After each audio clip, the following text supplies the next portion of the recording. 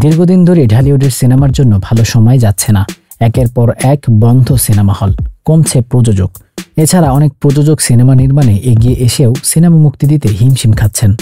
সম্প্রতি শোনা যাচ্ছে সাকিব খানের বরবাদ মুক্তির অনিশ্চয়তার কথা। সেই অনিশ্চয়তার কথা শুনে আরেক নায়ক সিয়াম আহমেদ ফেসবুক স্ট্যাটাস লিখেছেন, চলচ্চিত্রের কফিনে শেষ পেরেক ঠুকে দিন। সিনেমা নিয়ে একজন অভিনয় শিল্পীর সংগ্রামের গল্প বলতে গিয়ে সিয়াম লিখেছেন, একজন অভিনেতা হিসেবে আমি জানি এক একটা সিনেমার পেছনে কত মানুষের স্বপ্ন লুকানো থাকে। আমাদের মৃতপ্রায় ঢালিউডের ইন্ডাস্ট্রিতে আমরা চেষ্টা করেছি যে যার জায়গা থেকে অবদান রাখার জন্য, কিন্তু এসবের মাঝে যদি সিনেমা আটকে দেওয়ার গুঞ্জন কানে আসে তাহলে খুব হতাশ লাগে, তীব্র রাগ হয়। 2 দিন ধরে সাকিবের বরবাদ সিনেমার মুক্তির অনিশ্চয়তা নিয়ে অনেক কথাই হচ্ছে, তবে শেষ পর্যন্ত প্রযোজক আশাবাদী সিনেমাটি ঈদেই মুক্তি দিতে চান। গতকাল বরবাদ সেন্সরে জমা দেওয়ার খবর এসেছে। সেই সিনেমা নিয়ে সিএম গতকাল রাতে লিখেছেন, একটা সিনেমা আটকে দেওয়া মানে কতগুলো স্বপ্নকে আটকে দেয়া।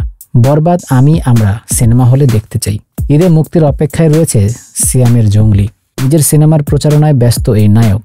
এর মধ্যে তিনি চান নিজের সিনেমার সঙ্গে অন্য সিনেমাগুলো মুক্তি পাক। সিয়াম লিখেছেন, এই ঈদে দর্শক জঙ্গলি, বরবাদ, দাগি, চক্কর 302, জিন 3 দেখতে সিনেমা হলে ভিড় করুক। সিদ্ধান্ত নিতে যারা বসে আছেন তাদের কাছে আমার একটাই দাবি, হয় সব সিনেমা মুক্তি দিন, না হলে কোনোটারই দেওয়ার দরকার নাই। চলচ্চিত্রের কফিনে শেষ পেরেকটা ঠুকে দিন।